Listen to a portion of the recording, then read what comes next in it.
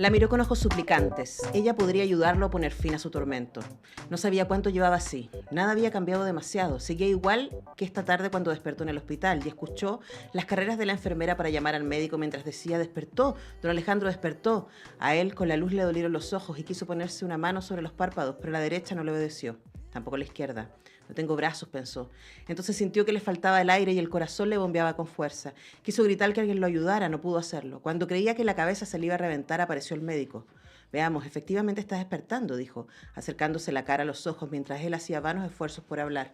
Luego le tomó un brazo y lo levantó. Ahí estaba su mano derecha y el antebrazo como si no fueran suyos. El médico le soltó la muñeca y la extremidad cayó como un guiñapo sobre la cama. Don Alejandro, ¿puede oírme? ¿Puede entenderme? Y claro que lo escuchaba y le entendía, pero no lograba responderle. El médico lo miró, levantó los hombros y después de hablar con la enfermera de unos exámenes se retiró sin darse cuenta de que él por dentro se agitaba casi hasta perder el sentido. Nadie le preguntó nada más. Nadie le dijo qué ocurría. Nadie le habló de Irene. Y eso está partiendo el libro, ¿eh? El silencio de Irene de María Eugenia Lorenzini, quien nos acompaña esta mañana en la radio. ¿Cómo está María Eugenia? Hola, Antonella, muy bien y muy contenta de estar aquí, sobre todo estar contigo. Bueno, sí, nosotros tenemos una historia larguísima porque María Eugenia fue mi profesora de castellano, era en mi época, sí. En séptimo básico, en el Liceo 1. Además aprovechamos de mandarle un saludo a mis compañeras que están todas muy emocionadas porque estoy aquí con la profe y aquí una de las culpables de que sea tan lectora, así que María Eugenia, hágase cargo. Bueno, fueron tiempos muy felices, la época en que hice clase. Bueno, hace ya muchos años, como 20 años que no me dedico a la docencia, pero la llevo en mi corazoncito, sobre todo a las alumnas del Liceo 1. O sea, fue una linda época, mira, muy buena, linda época. Y mira hasta dónde llegamos. Que enos aquí hablando de libros y hablando de esta, que es su cuarta novela. Sí. Y que nos lleva a conocer a Alejandro en dos momentos, ¿no? Uno es este momento del presente, que es el que yo leí, que está al principio del libro, que nos instala, ¿cierto?, en la subjetividad de este personaje, que está con lo que se ha llamado síndrome de enclaustramiento. Él está muy consciente y tenemos sus pensamientos, pero él no se puede mover. Entonces él solo describe esta entrada de enfermera, de su sobrina, de un cura misterioso, y de el médico de vez en cuando que aparece. Y también él en ese momento empieza a recordar lo que fue su vida y especialmente su juventud, entrando a la universidad, estudiando sociología y enamorándose de Irene, con quien van a tener un romance intensísimo en tiempos convulsos que van a hacer que él tenga que salir de Chile y irse a vivir a Italia. Esa es la historia. Luego pasan cosas que... Y uno está todo el rato preguntándose ya, pero ¿cómo llegó Alejandro a estar en esta situación? Entonces, primero hablemos de esa estructura, ¿no? De escoger, contarlo a dos tiempos y que nosotros, los lectores y lectoras, no sabemos exactamente... Vamos armando la historia junto con los recuerdos de Alejandro. Sí, bueno, la verdad es que yo quería escribir una historia de amor. Una historia de amor, pero con un trasfondo social y político. No quería simplemente partir por la infancia, no quería que fuera una cosa lineal, me parecía que ya hay muchas historias de amor como esa, sino que me interesaba algo que fuera, que tuviera una partida, mejor dicho, más dramática.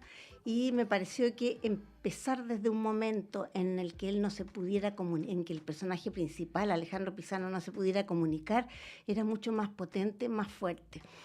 Y además no solo no se puede comunicar, porque él además no recuerda qué le sucedió, no recuerda, tiene chispazos de su pasado y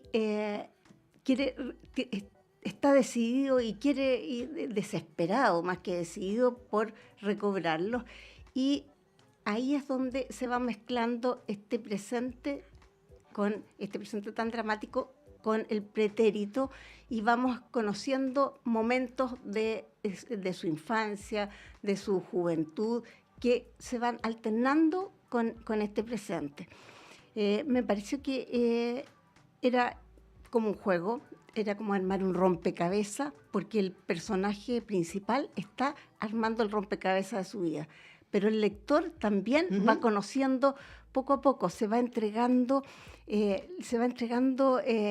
el relato, se va entregando con una técnica que se llama el 2+2, es decir, poco a poco vamos cada vez, ¿verdad?, dando pequeños pequeñas pautas, pequeños pasos para ir construyendo esta historia. Cuando escribo, quiero entretenerme y me fue muy entretenido, muy fácil armarlo de esa manera. Partí, el comienzo siempre es difícil, es una búsqueda. Me costó el puntapié inicial, lo reescribí más de una vez ya, pero una vez que ya tuve la forma y tuve claro cómo quería entregar esta narración, fue rápido y seguí adelante con mucha facilidad. Ahora también es interesante para nosotros, quienes vamos leyendo la historia de Alejandro y sus recuerdos, ir armando estas pistas, ¿no? Porque él nos acuerda cómo llegó a esta situación, pero lo primero que piensa es en Irene. Y luego nosotros conocemos la historia. Y a mitad del libro nosotros sabemos que ellos se separan. Entonces uno al mismo tiempo dice, pero volvieron a encontrarse en algún momento, porque él sigue pensando en Irene, o a lo mejor nunca la dejó. Entonces, esa manera de ir y volver un poco en el recuerdo nos permite a nosotros también estar muy enganchados con decir, bueno, pero ¿en qué momento se reencontraron, no? Claro. Bueno, y él, de ahí viene un poco el título, este silencio, Irene. Él, como tú dijiste, no recuerda nada, pero sí recuerda a Irene, su gran amor. Y está el no saber qué pasa con ella, el no saber por qué no está con ella. Y está ese silencio que es su silencio personal. Pero también la novela tiene otro silencio, que es este silencio de la memoria, este silencio de una sociedad completa que quiere, no quiere olvidar, que no quiere hablar de ciertos hechos, no quiere mencionar lo que ocurrió. Entonces aquí vamos transitando un poco por estos dos silencios, este silencio personal y este silencio social. Y eso era otra de las cosas que me importaba que quedara reflejado en el libro. Y eso también es interesante porque yo pensaba, sabemos poco, ¿no?, de lo que fue ser joven a principios de los 70. Y después también, ¿no? Hablábamos con eso con Alberto Fuguete el otro día acá cuando estaba. Es como que no se habla un poco de lo que fue la adolescencia y la juventud en ese momento, del ímpetu, ¿cierto? Y claro, la oscuridad de nuestra historia. Un poco se ha tomado el relato, también el relato literario. Y pensaba en los jóvenes que hoy día están leyendo un montón, si se encuentran con una novela como El silencio de Irene, pueden entender quizás un poco mejor a las generaciones de sus padres y sus abuelos. Claro, es que además está el problema de que la gente cree, o los jóvenes creen, porque los que vivimos más en esa época tenemos clara conciencia de que no fue así, pero creen que los exiliados, por ejemplo, era gente mayor, gente con familia, profesionales, trabajadores, líderes, pero no saben que en su gran mayoría, no tengo cifras, pero un grupo importantísimo tenía 18, 19, 20 años. Eran jóvenes que estaban recién iniciando carreras universitarias o eran jóvenes que, incluso algunos que estaban en colegios. Tengo un amigo que lo detuvieron, que era dirigente de la secundaria en esa época y que fue exiliado. Te fijas, un joven que tendría 17, 18, claro. 18, no sé, pero por ahí. ¿Te fijas? Entonces, yo creo que es importante que se conozca, pero también quería que se conocieran estos hechos, no como una información, no con un narrador que nos va contando lo que sucedió en el 73, lo que sucedió posteriormente, sino que aquí la historia está como trasfondo. ¿Qué quiere decir eso? Que que el personaje nos va mostrando a través de sus vivencias lo que ocurría. Nadie te va informando. Es como traté, por lo menos, y espero que así haya sido, que el narrador estuviera prácticamente en el hombro del personaje principal, mostrándonos como con una cámara cada cosa que iba ocurriendo a su alrededor, pero mostrando de modo tal que el lector de esa forma pudiera enterarse y pudiera hacerse una idea. No hay juicios, no hay datos informativos, sino que todo pasa por las vivencias de los personajes. Y también por sus propias preguntas, por sus culpas, por sus dolores. Digamos que Alejandro es un hombre que le cuesta mucho tomar decisiones, de joven y de más grande también, Sí.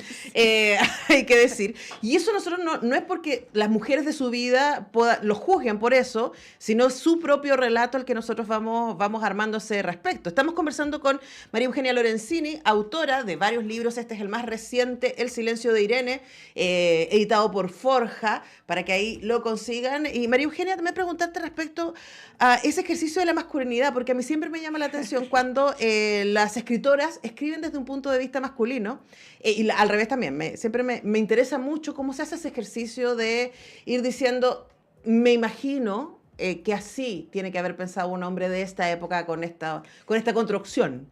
Bueno, el personaje principal es un hombre, pero es un hombre, como tú dijiste, que no tiene nada de heroico, es un hombre común y corriente con todas sus debilidades y fortalezas y todos sus miedos. Y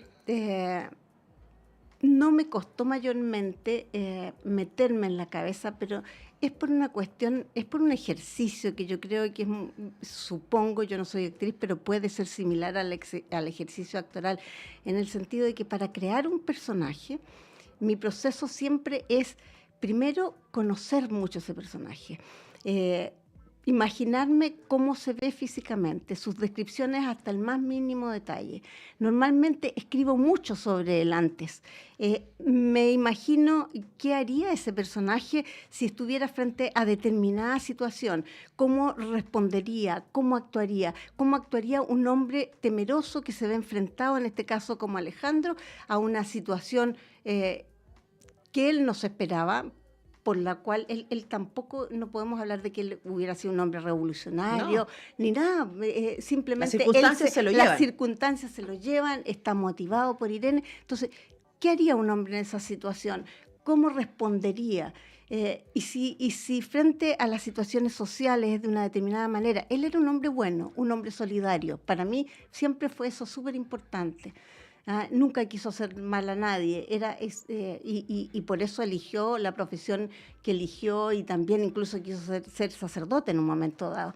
Entonces, este conocimiento del personaje, sea hombre o mujer, porque si es mujer, a Irene igual me imaginé su ropa, me imaginé que vestía minifalda, que vestía, que tenía el pelo largo como se usaba en esa época. Y que después sus escuetas tiene que haber sido estupenda. Y además me la imaginé una mujer empoderada, porque a veces los jóvenes creen que la situación de la mujer que ha cambiado en esta época viene de las luchas actuales. Pero no, las mujeres de esa época le abrieron el camino y desde mucho antes a las mujeres de ahora.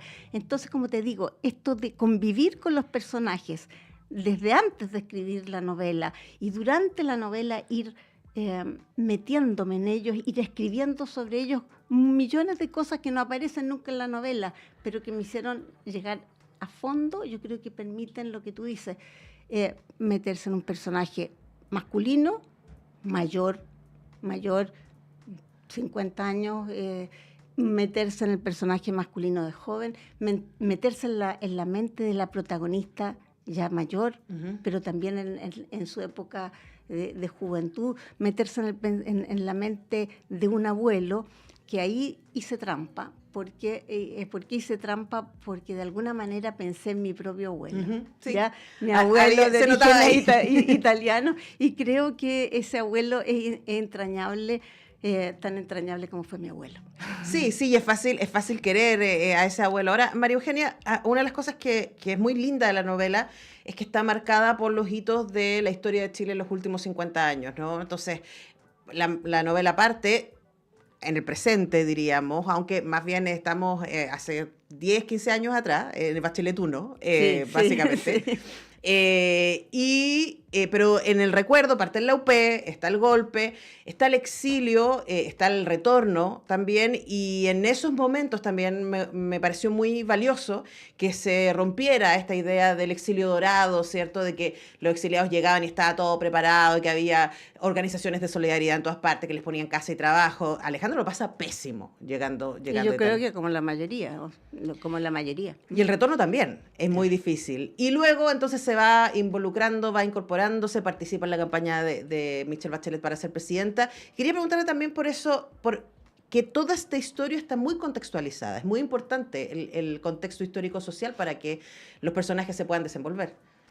Sí, bueno, fue otra de las cosas, fue una forma de mostrar, además, de mostrar la sociedad en que vivimos, de mostrar, como tú dices, uno, que el exilio no fue dorado, quizás para algunas personas, las menos creo, porque el verse obligado a salir de tu país, y pienso no solo en los exiliados, también para aquel que, como mi abuelo, que hizo de Chile su patria y no volvió nunca más, es un quiebre fundamental en todos aspectos, o sea, en el aspecto amoroso, tú pierdes tus amigos, tu familia, tu tierra, tus lugares, ¿ya? Y después el regreso, y del regreso yo encuentro que se ha escrito poco. El retorno puede ser tan o más duro que el exilio. Es volver a empezar, es reencontrarte a lo mejor con un Chile que no era el que estaba en tu memoria,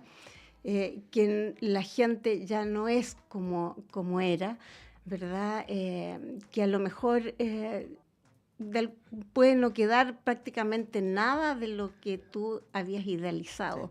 Y eso puede ser tan duro. Y a lo mejor tu gente tampoco ya es la misma. Tampoco entiende, como le sucede a muchos, regresar y encontrarte que lo que para ti sigue siendo tan importante, para ellos ya no lo es. Y no solo no lo es, sino que no quieren hablar de eso tampoco. O sea, ¿pero para qué seguimos hablando de esto? No sigamos con lo mismo.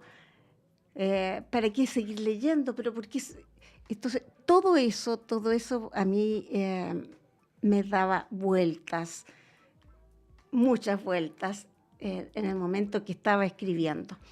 Y bueno, me alegra con lo que tú dices, que sea algo realmente importante dentro de la novela, algo que se aprecie la forma en que están dados todos estos momentos, que es difícil, están tomados obviamente desde distintas situaciones. Claro, y con las que de una u otra manera uno se puede identificar. El silencio de Irene de María Eugenia Lorenzini está en librerías, también lo pueden conseguir vía Forja Ediciones. Hemos conversado con su autora, María Eugenia Lorenzini. Un honor tenerla aquí, profe. Pero muchas gracias, y a mí muy contenta de estar contigo, de este reencuentro. ¿Quién nos iba a decir algo así? Mira, solo 30 años atrás. Ahora tenemos que irnos a la pausa y ya regresamos para seguir hablando del libro, sí, Book Influencers y más, acá en nuestro semáforo.